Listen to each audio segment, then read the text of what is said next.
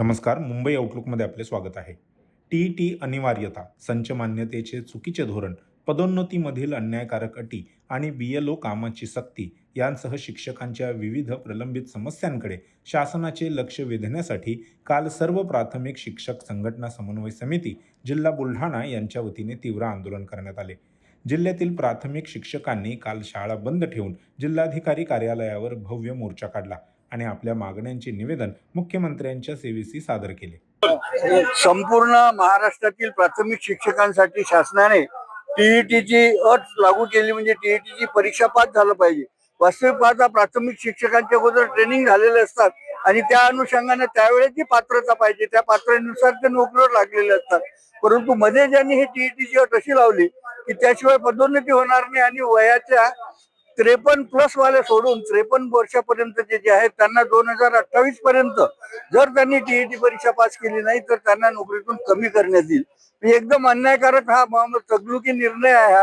हा असा निर्णय आम्हाला मान्य नाही आणि म्हणून महाराष्ट्रातील 25 संघटना एकत्र येऊन त्यांनी महाराष्ट्रामध्ये प्रत्येक जिल्ह्याच्या ठिकाणी जिल्हा कचेरीवर आंदोलन केलं मोर्चाचं आणि शाळा बंद आंदोलन. पूर्ण शाळा महाराष्ट्रातल्या बंद झालेल्या आहे आणि तरी सुद्धा शासनाशी 2 वेळ चर्चा झाली, शिक्षण मंत्र्यांशी चर्चा झाली, ग्रामविकास मंत्र्यांशी चर्चा झाली, परंतु ग्रामविकास मंत्री, शिक्षण मंत्री ऐकायला तयार नाहीत, शासन ऐकायला तयार नाहीत.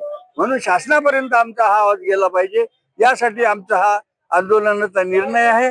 तो आंदोलनाचा निर्णय आज संपूर्ण महाराष्ट्रात 100% यशस्वी झालेला आहे आणि आपल्या जिल्ह्यात सुद्धा 2000च्या वर लोक इथे उपस्थित शिक्षक आहेत आणि रजेवर सुद्धा आहेत. शाळा बंद केलेल्या आहेत. SIR, BLO हे काम आमचे नाहीत, शासनाचे GR आहेत की त्या गावामध्ये अगोदर जे 5 कर्मचारी दाखवलेले आहेत आणि जर ते नाही सापडले तर प्राथमिक शिक्षकांना घ्या. परंतु ते 4 वर्ष सोडून दिले आणि प्राथमिक शिक्षकांवर आम्हाला दिलं. विद्यार्थ्यांचं शिकवण्याचं काम हे राष्ट्रीय काम नाही का? म्हणजे विद्यार्थी नाही शिकले तरी चालतील, परंतु हे जनगणनेचे काम आम्हाला द्या. आमचं असं म्हणणं आहे, अनेक बेरोजगार आहेत, त्यांना ती कामं द्या, त्यांना पैसे द्या, त्यांना रोजगार मिळेल. आमच्या लोकांना शिकवण्याचं काम करू द्या ज्याच्यासाठी ते आहेत ते. म्हणजे संध्याकाळी घरी गेल्यावर असं वाटतं प्राथमिक शिक्षकाला अरे आपलं शिकवायचं तर तसंच राहिलं. म्हणजे ही अशी परिस्थिती आज निर्माण झालेली आहे. BLOच्या संदर्भात आता आम्हाला जर हे नाही केलं तर आम्ही टोटली ते काम बंद करण्याचा निर्णय घेऊ. महाराष्ट्रभर तो निर्णय घेऊ. काय जे आमच्यावर कारवाई करेल गव्हर्नमेंट ते करेल. नाही, आता राज्याची बैठक होईल, 25 संघटना आहेत आमच्या त्या ठिकाणी.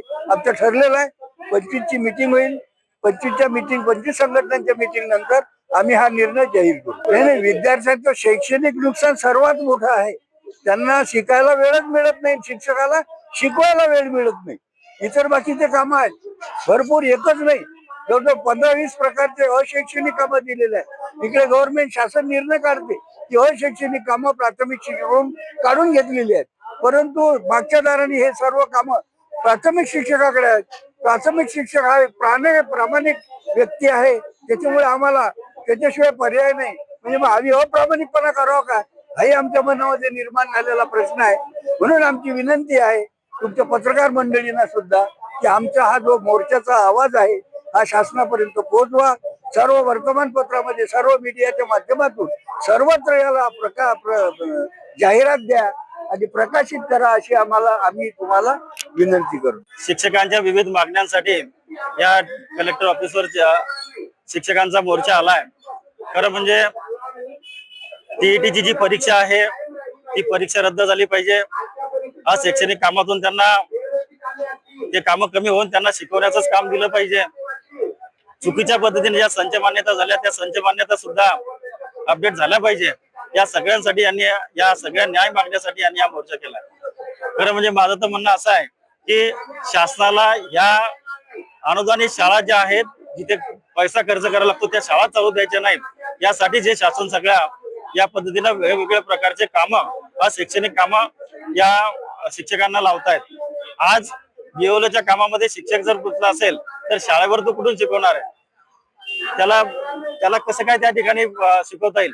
तर ह्या सगळ्या ज्या गोष्टी आहेत या शासनाने निश्चितपणे याचा विचार केला पाहिजे आणि शिक्षकांना न्याय दिला पाहिजे.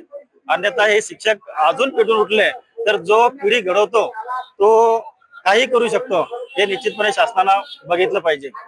मी आमच्या उद्धव बाळासाहेब ठाकरे पक्षाच्या वतीनं या आंदोलनाला मी पाठिंबा जाहीर करतो.